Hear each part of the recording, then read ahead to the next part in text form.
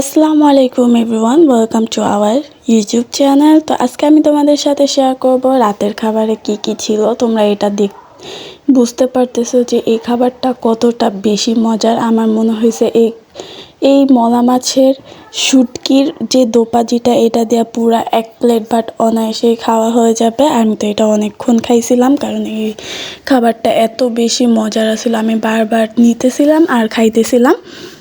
তো এতটা বেশি মজার, তোমরা যদি চাও আমার কাছে এই মলা মাছের শুটকির রেসিপিটা অবশ্যই কমেন্ট করে জানাবা। আর দেখো এটা কত বেশি লোভনীয় লাগতেছিল।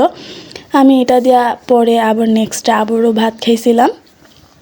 তো তারপর খাবারে ছিল সাজনার তরকারি। এই যে সাজনা, আমার সাজনার তরকারি অনেক বেশি প্রিয়, এই জন্য আমি বেশি করেই নিছি।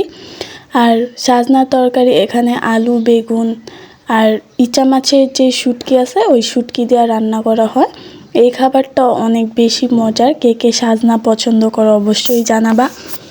এটা খাওয়ার ব্যাপারে যদি বলি, এটা খেতে অনেক বেশি মজার আর এটা দেখতেও অনেক বেশি সুন্দর। অনেকেই আছে যে সাজনা পছন্দ করে না। আমারও প্রথমে ভাল লাগতো না এই সাজনা, কিন্তু একদিন যখন খাইছি আমার মনে হয়েছে যে এতদিন আমি খাইনি, মিস্টেক করছি। তারপর এখন থেকে আমার এটা একটা পছন্দের তালিকার মধ্যে চলে আসছে সবজি হিসাবে। আর এই সবজিটা যখনই হয় আমি তো কয়েকদিন পরপরই রান্না করে ট্রাই করি। তারপর খাবারে ছিল হচ্ছে মুরগির মাংসও ছিল। আর কিছুদিন আগে একটা ভিডিও দেখলাম যে সাজনা মানুষ কি জানি শুধু হলুদ দিয়ে রান্না করতেছে, এরকম টাইপের ভিডিও। আমি কখনো ওইভাবে ট্রাই করি নাই। আমি সাজনার তরকারিটা এভাবে রান্না করছি, একদম সুন্দরভাবে রান্না করছি। তারপর ছিল রাতের খাবারের মধ্যে ছিল মুরগির মাংস, যেটা দেশি মুরগি ছিল। যে দেশি মুরগির মাংস রান্না করা হয়েছিল, আলু দিয়ে ঝোল ঝোল রান্না করা হয়েছিল।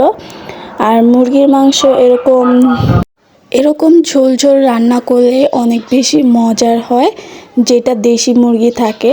অন্যভাবে রান্না করলে আমার ভালো লাগে না, এভাবেই মজা লাগে।